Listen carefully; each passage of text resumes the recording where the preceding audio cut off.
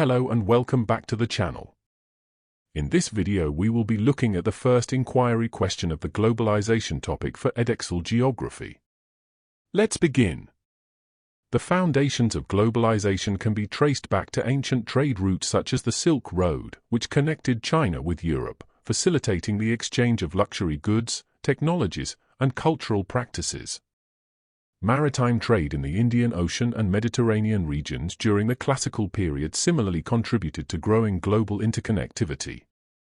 These early connections laid the groundwork for later phases of global expansion, though the scale and intensity of interaction remained limited by the technologies of the time. Between the 15th and 19th centuries, global connections intensified dramatically through European imperial expansion. Colonial empires such as those of Britain, France, Spain, and the Netherlands established far-reaching political and economic networks. These were characterized by the extraction of raw materials from colonies and the export of manufactured goods from Europe. The transatlantic slave trade, the spread of Christianity, and the circulation of scientific knowledge all contributed to the early foundations of global interdependence, albeit in deeply unequal and exploitative ways. The 19th century saw a major acceleration of globalization due to innovations in transport and communication. Steamships significantly reduced the time and cost required to move goods and people across oceans. Railways enabled faster and more reliable movement of goods inland, supporting the growth of large industrial cities. The invention of the telegraph allowed information to be transmitted almost instantaneously across long distances, transforming business, diplomacy, and media. These developments marked the first time in history that global commerce could occur with relatively rapid communication and coordination across continents. In the mid-20th century, the invention and commercialization of jet aircraft further accelerated global flows. Long-distance travel became faster and more accessible to both business people and tourists. Transnational corporations began managing operations across different continents with increasing ease. The world began to feel smaller as physical distances seemed to shrink due to improved travel infrastructure. This phenomenon, often referred to as the shrinking world effect, reflects the growing perception that time and space are becoming compressed in the context of global interaction. One of the most important innovations of the 20th century was containerization. Standardized shipping containers revolutionized the transportation of goods, drastically reducing loading times, increasing efficiency, and lowering the cost of global trade. Ports around the world became equipped to handle vast quantities of containerized cargo, linking supply chains across continents. This helped pave the way for global production networks, where goods are manufactured in stages across multiple countries. Container ports such as Shanghai, Rotterdam, and Singapore became central nodes in the global trading system. The pace of globalization has accelerated even further in the 21st century due to breakthroughs in digital communication technology. The widespread availability of mobile phones has connected billions of people across the world, including in remote and previously isolated regions. Internet access has expanded rapidly, with broadband and fiber optic cables enabling high-speed data transfer across oceans and continents.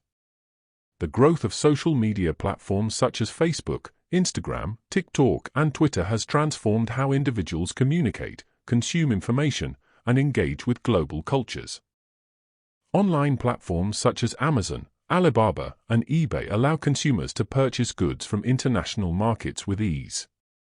Services such as video conferencing, cloud computing, and digital banking have made it possible for companies to coordinate activities globally in real time. Freelancers and remote workers now contribute to international businesses without ever leaving their homes. These developments have given rise to what many geographers refer to as time-space compression, whereby the significance of physical distance diminishes and global interactions become increasingly instantaneous. Political and economic institutions have played a central role in promoting globalization. The World Trade Organization works to reduce trade barriers and settle disputes between member countries. The International Monetary Fund provides financial assistance and policy advice to countries experiencing economic instability. The World Bank funds infrastructure and development projects in low-income nations. These organizations all promote liberal economic policies that encourage trade, deregulation, and the movement of capital across borders. Their influence has contributed to the expansion of global markets and the integration of developing countries into the global economy. Regional trade blocs are another important factor in the growth of globalization. The European Union, for example, allows for the free movement of goods, services, people, and capital between its member states. The Association of Southeast Asian Nations fosters economic cooperation among countries in Southeast Asia. These organizations reduce trade barriers within regions while promoting global engagement. Membership in such blocs offers countries access to larger markets and enhanced bargaining power on the global stage. National governments have implemented a range of policies to encourage global economic integration. Free market liberalization involves reducing government regulation in favor of private enterprise. Privatization refers to the transfer of state-owned industries and services to private ownership, often to increase efficiency and attract investment. Many governments have also offered subsidies, tax incentives, and reduced tariffs to attract foreign investment. These policies create an environment in which international companies are more likely to establish operations and invest capital. China's open-door policy, introduced in 1978 under the leadership of Deng Xiaoping, marked a significant shift in the country's approach to the global economy. The Chinese government created special economic zones in coastal cities such as Shenzhen, which offered favorable conditions for foreign investors. These zones benefited from relaxed regulations, low taxes, and access to cheap labor, making them ideal locations for manufacturing. Over time, China became a major hub for global production, supplying goods to markets around the world and attracting enormous volumes of foreign direct investment. Transnational corporations are among the most powerful drivers of globalization. These companies operate in multiple countries and manage complex global production networks.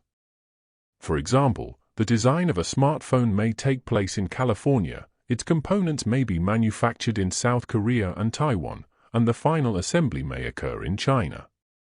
TNCs often outsource different stages of production to countries where labor and operating costs are lower.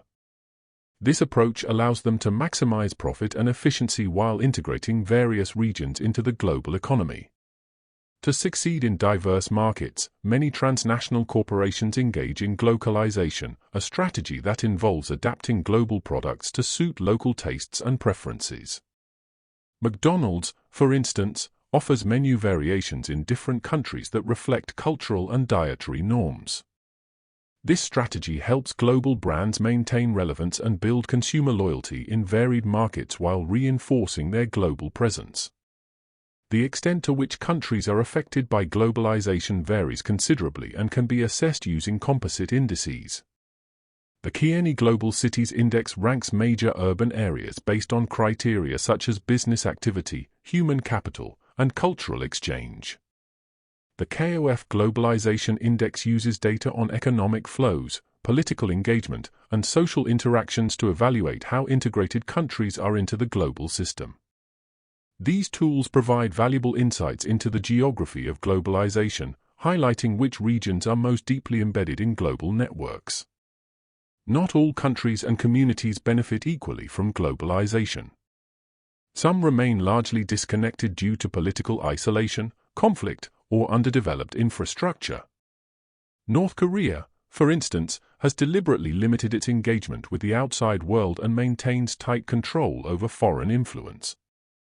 Other places, such as rural areas in Niger, lack the technological infrastructure and investment needed to participate in global markets. These peripheral regions often experience limited access to goods, services, and economic opportunities, highlighting the selective nature of global connectivity. Globalization is a long-standing and accelerating process that has reshaped the modern world through advances in transport, communication, and political economic reform. While it has connected distant regions and facilitated the rapid exchange of ideas, goods, and capital, it has also led to significant inequalities in wealth, power, and opportunity. Understanding the causes of globalization and the factors that have intensified it over time is essential for making sense of contemporary global challenges. As we move to the next inquiry question, we will turn our attention to the consequences of globalization and the tensions it creates across different regions and societies. To continue your revision, make sure to check out the next video on inquiry question 2. Subscribe for more detailed A-level geography content, and thanks for watching.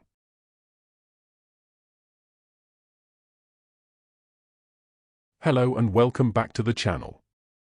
In this video we will be looking at the second inquiry question of the globalization topic for Edexcel Geography.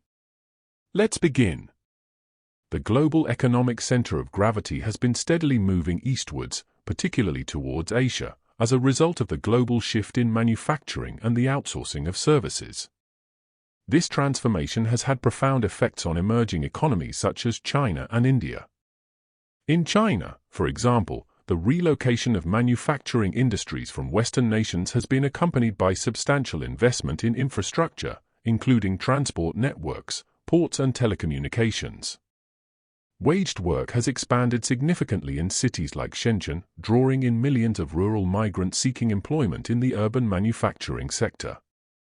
The rapid industrialization of China has been instrumental in lifting over 800 million people out of poverty since the 1980s, contributing to rising living standards, improved access to education, and increased enrollment in secondary and tertiary education institutions.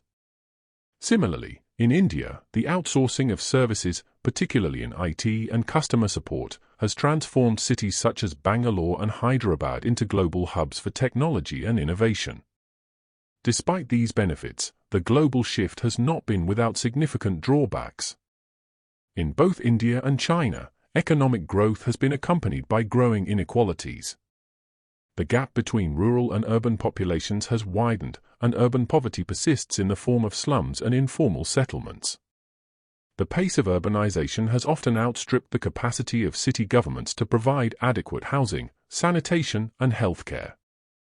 Additionally, the physical environment has come under increasing pressure. In many Chinese cities, air pollution levels regularly exceed safe limits, largely due to industrial emissions and vehicle exhaust.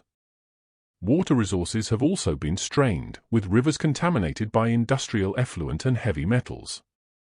Productive agricultural land has been lost to urban sprawl and infrastructure development, while ecosystems have been degraded through overexploitation of natural resources. In many developing nations, environmental degradation linked to the global shift has been particularly severe. Air pollution, caused by emissions from factories and coal-fired power stations, contributes to respiratory illnesses and reduced life expectancy. Water pollution from untreated industrial waste threatens biodiversity and contaminates drinking water supplies. Land degradation, often a result of unsustainable mining or deforestation, leads to soil erosion and reduced agricultural productivity. These environmental issues have a direct impact on human health and well-being. For example, in parts of India, the over-extraction of groundwater for industrial use has caused water tables to drop, leaving rural communities without reliable access to clean water. In some regions of Southeast Asia, the destruction of forest ecosystems to make way for palm oil plantations has contributed to biodiversity loss and displacement of indigenous communities. The consequences of the global shift have not been limited to developing nations. In developed countries such as the United Kingdom and the United States, deindustrialization has led to a range of social and environmental challenges.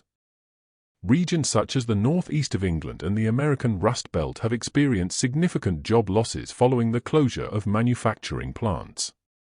This economic restructuring has resulted in dereliction, with abandoned factories and declining town centers becoming visible markers of decline.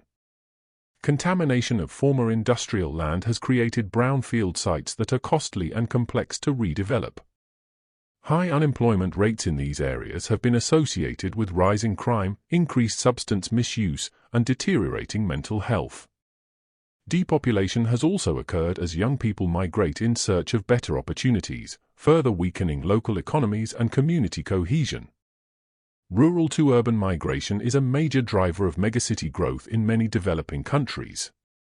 Migrants are drawn by the promise of employment, better services, and improved living standards, while push factors such as poverty, lack of opportunities, and environmental degradation encourage people to leave rural areas.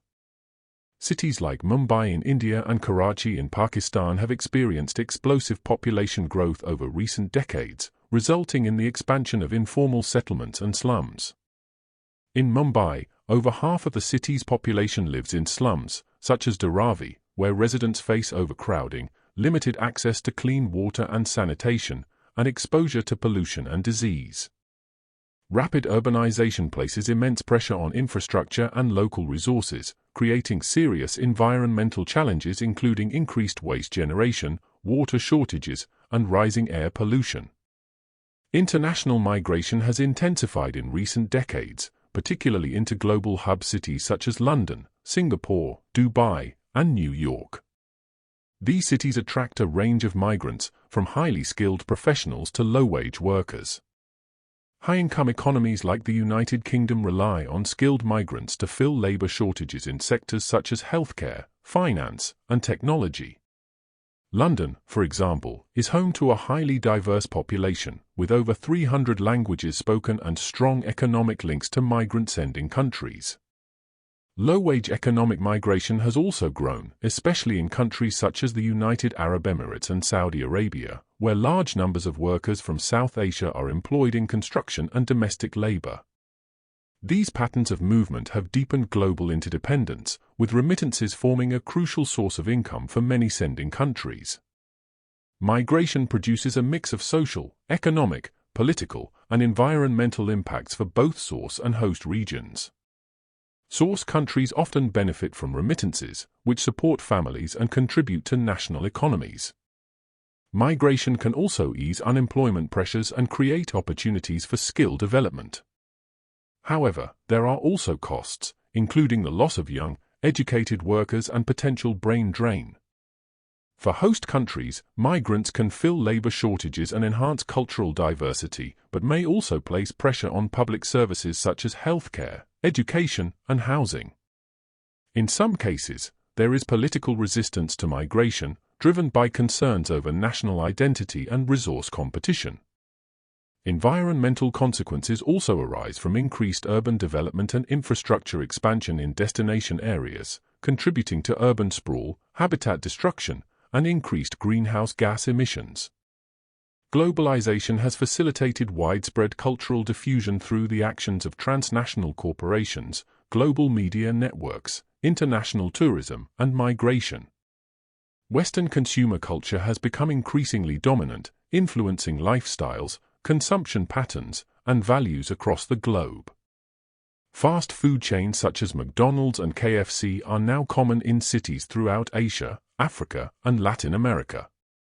This shift has brought about significant changes in diet, with more processed and calorie-dense foods replacing traditional meals.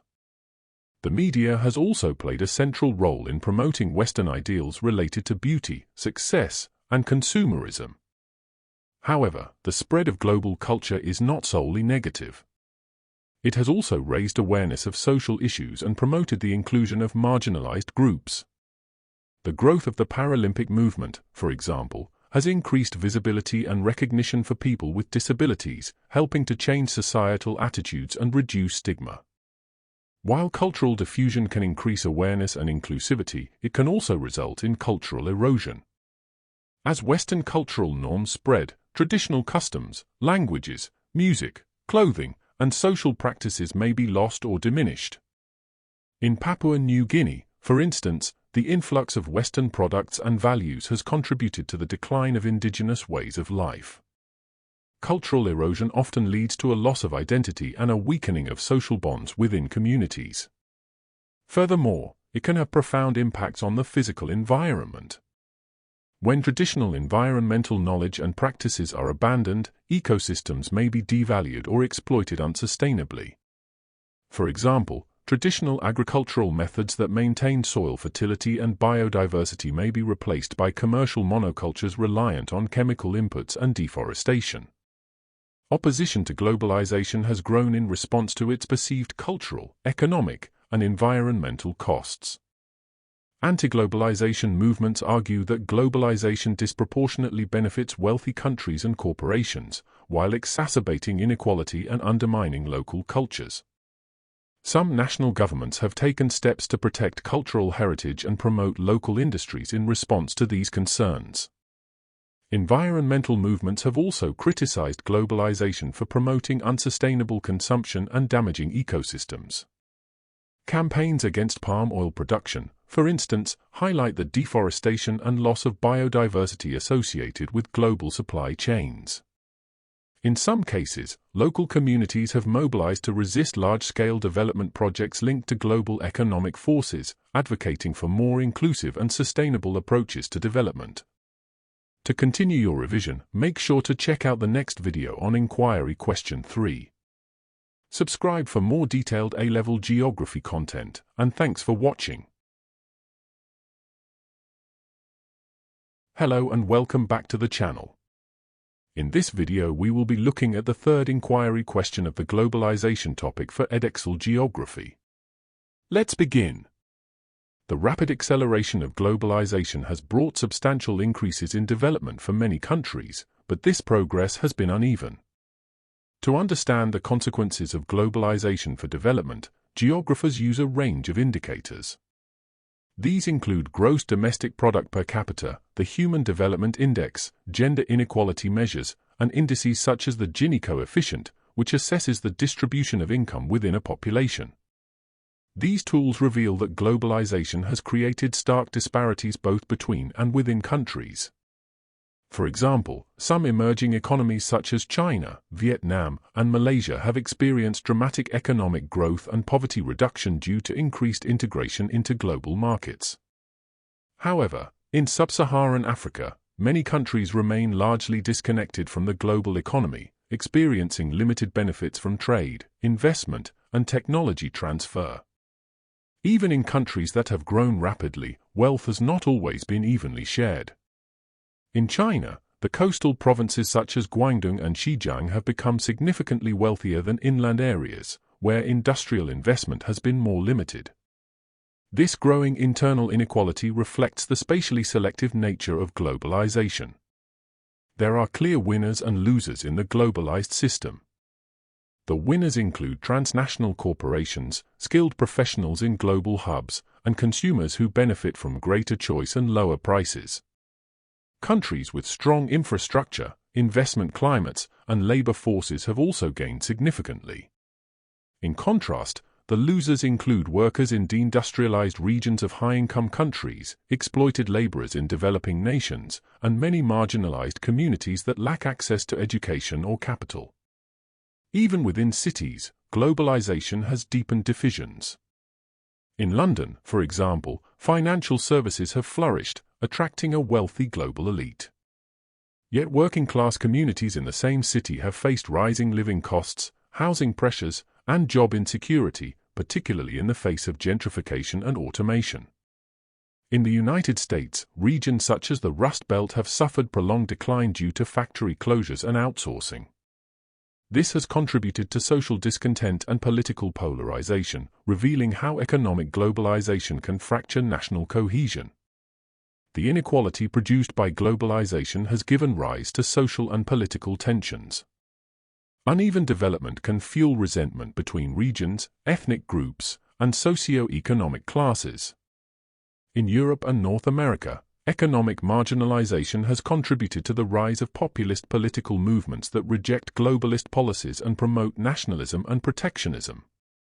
The Brexit vote in the United Kingdom in 2016 reflected, in part, concerns about job competition, wage stagnation, and loss of sovereignty.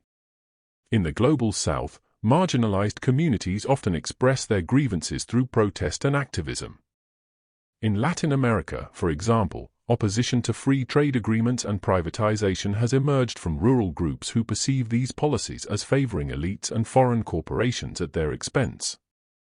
In regions such as West Africa, young people facing unemployment and limited prospects have become vulnerable to radical ideologies or unsafe migration. The failure of globalization to deliver inclusive development presents one of the major challenges facing national governments and the international community. The expansion of global supply chains has had significant environmental consequences. As goods are produced, assembled, and distributed across vast distances, carbon emissions associated with transport have risen. In addition, the reliance on fossil fuels in manufacturing and logistics contributes to global warming. Air freight, maritime shipping, and road haulage all add to the carbon footprint of consumer goods. Industrial production also generates localized environmental damage, particularly in countries with weak regulatory oversight. In Bangladesh, for example, the garment industry has been linked to water pollution from dyeing processes and untreated waste. In the Democratic Republic of Congo, cobalt mining for use in electronics and electric vehicles has caused deforestation, soil contamination, and water degradation, often under unsafe and exploitative working conditions. These environmental harms raise questions about the sustainability of global supply chains and the true cost of cheap consumer goods. Beyond environmental issues, ethical concerns have become increasingly prominent. In many developing countries, transnational corporations have been criticized for poor working conditions, child labor, and inadequate pay. The 2013 collapse of the Rana Plaza garment factory in Dhaka, which killed over 1,000 workers, drew international attention to the dangers faced by those employed in the fast fashion industry. Despite efforts to improve safety and transparency, abuses continue in many parts of the global south.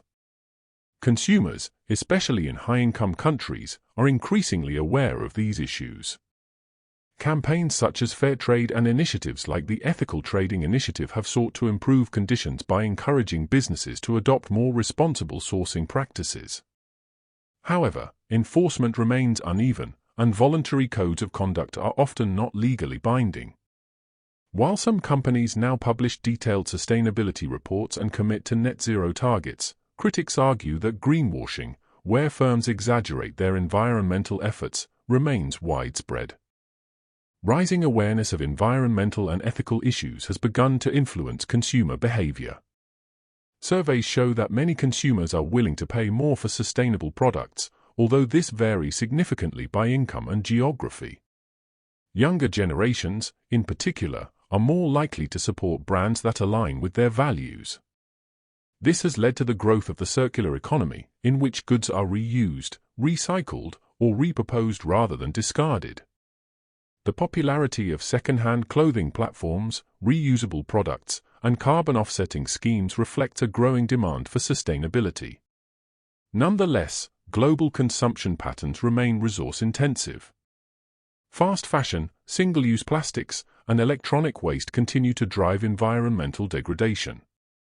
Governments, businesses, and civil society must therefore work together to promote sustainable development models that address both production and consumption.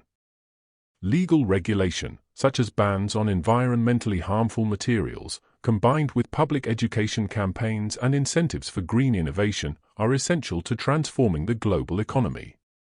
Globalization has prompted growing political opposition, particularly from those who believe that it undermines national sovereignty and favors international institutions and corporations over local populations. In the European Union, for example, the free movement of goods, capital, and people has been contested by populist parties who argue that member states have lost control over their own laws, borders, and economies. The Brexit referendum was a clear example of this backlash, as a majority of voters supported withdrawal from the European Union in order to regain autonomy. In other parts of the world, there has been resistance to trade liberalization and foreign investment. In Latin America, the term anti-globalization has been associated with movements that reject the dominance of United States corporations and neoliberal economic models. In Africa, concerns about land grabs and the influence of Chinese investment have raised questions about the long-term implications of economic partnerships. These tensions highlight the contested nature of globalization and the challenges it poses to democratic governance and national identity. In response to these tensions, some governments have adopted protectionist policies to defend domestic industries and reduce dependence on foreign imports. The United States, under the leadership of President Donald Trump, imposed tariffs on Chinese goods and renegotiated trade agreements to prioritize American workers and firms. Similarly, India has introduced import substitution policies aimed at strengthening its domestic manufacturing sector. While protectionism may offer short-term political gains, it can disrupt global supply chains and lead to trade wars, harming economic growth. Moreover, it does not address the root causes of inequality and discontent. Many economists argue that inclusive globalization, supported by fair trade rules, robust labor standards, and social safety nets, is a better path forward. However, achieving such reforms requires cooperation among diverse actors with competing interests. Another area of tension involves migration. As globalization has increased the movement of people, many countries have tightened border controls to restrict immigration. This has led to humanitarian crises and legal disputes, particularly around the treatment of asylum seekers and undocumented migrants. In the Mediterranean, for example, thousands of migrants have died attempting to cross into Europe, while governments debate their responsibilities under international law. Anti-immigration sentiment has also contributed to the rise of far-right political parties in countries such as Hungary, Italy, and Austria. These groups often portray migration as a threat to national security, cultural identity, and public services.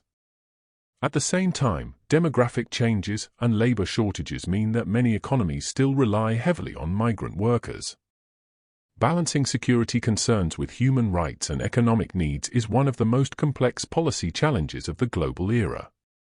Some national governments have sought to restrict or manage the spread of globalization through censorship, economic policies, and legal measures. In China, for instance, the government maintained strict control over internet access and social media through the so-called Great Firewall. Foreign platforms such as Google, Facebook, and YouTube are banned, and local alternatives such as WeChat and Baidu operate under state supervision. This allows the Chinese Communist Party to limit the influence of Western culture and maintain political control. In Russia, foreign-funded non-governmental organizations face restrictions under legislation that labels them as foreign agents. These policies reflect broader concerns about cultural sovereignty, ideological influence, and political stability. However, critics argue that such measures also suppress civil liberties and limit the flow of information, undermining democratic values and freedom of expression. In response to the perceived failures of neoliberal globalization, some groups have proposed alternative models of development. These include degrowth movements, which advocate for reduced consumption and ecological balance, and post-development theorists, who challenge Western ideas of progress and modernity. In Bolivia, the government of Evo Morales promoted the concept of Buen Viva or living well, rooted in indigenous worldviews that emphasize harmony with nature and community well-being over economic growth. Social enterprises, cooperatives, and local currencies represent other efforts to build more sustainable and inclusive economies. These initiatives often prioritize social justice, environmental stewardship, and democratic participation. While limited in scale, they offer important lessons about how to reimagine global systems in ways that serve both people and the planet. Efforts to manage globalization also take place at the international level. Organizations such as the United Nations, World Trade Organization, and International Labour Organization play key roles in setting norms, resolving disputes, and promoting development. However, these institutions often face criticism for being dominated by powerful countries and failing to represent the interests of the Global South. Reforming global governance requires greater transparency, accountability, and inclusivity. It also demands coordination between governments, businesses, and civil society to address complex issues such as climate change, inequality, and human rights. The Sustainable Development Goals provide a framework for such collaboration, but their success depends on political will, financial resources, and public engagement. To continue your revision, make sure to check out other human topic summaries. Subscribe for more detailed A-level geography content, and thanks for watching.